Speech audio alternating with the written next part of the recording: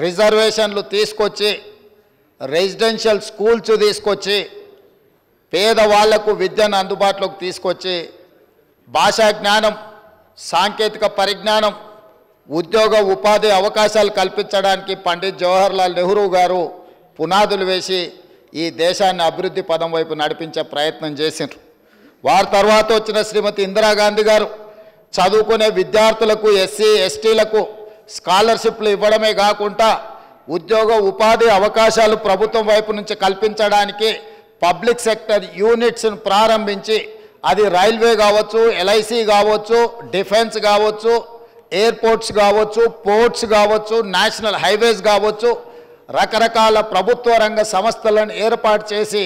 కోట్లాది ఉద్యోగాలు ఎస్సీ ఎస్టీల పిల్లలకు కల్పించి తద్వారా వాళ్ళ కుటుంబాలు అభ్యున్నతి వైపు నడిపించడానికి ఇందిరాగాంధీ గారు పునాదులు వేసారు. వారి తర్వాత వచ్చిన మన్మోహన్ సింగ్ గారు కానీ, విపి సింగ్ గారు కానీ, అదేవిధంగా పివి నరసింహారావు గారు కానీ,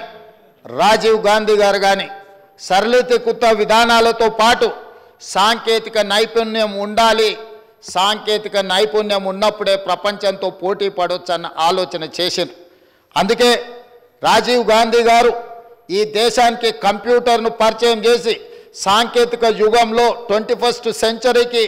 ఈ దేశంలో ఉండే కోట్లాది మంది యువకులను ముందుకు తీసుకెళ్లడానికి ఒక అవకాశాన్ని ఇచ్చారు.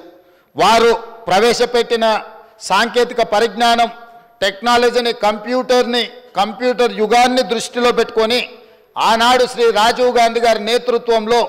నేదురుమల్లి జనార్దన్ రెడ్డి గారు ముఖ్యమంత్రిగా ఉన్నప్పుడు మొట్టమొదటిసారి మాదాపూర్లో హైటెక్ సిటీ కోసం పునాదులు వేసి ఈ తెలంగాణ రాష్ట్రంలో, ఆనాటి ఉమ్మడి ఆంధ్రప్రదేశ్ రాష్ట్రంలో, హైదరాబాదు నగరంలో ఐటీ రంగం వేళ్ళూనుకోవడానికి హైటెక్ సిటీకి పునాదులు వేసి ఈరోజు సాంకేతిక నిపుణులను తయారు చేయడానికి కాంగ్రెస్ పార్టీ బాధ్యత తీసుకున్నది. ఇదే కాకుండా అధ్యక్ష, ఈ దేశంలో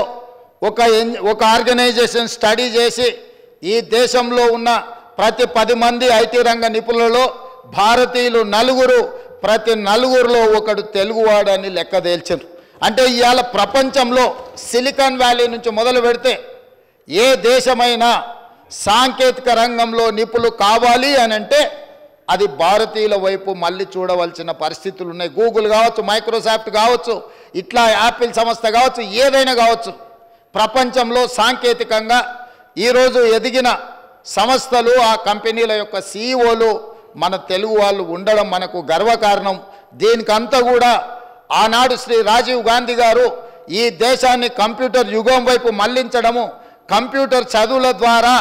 ప్రపంచ పరిజ్ఞానం మన దగ్గరకు వచ్చి పరిపాలనలో పారదర్శకత తీసుకొచ్చి అవినీతిని నిర్మూలించడం ద్వారా ఉద్యోగ ఉపాధి అవకాశాలు కల్పించాలి అని చెప్పి వారు తీసుకున్న నిర్ణయాలే ఈరోజు ఈ దేశం కంప్యూటర్ యుగంలో ప్రపంచంతో పోటీ పడుతుంది.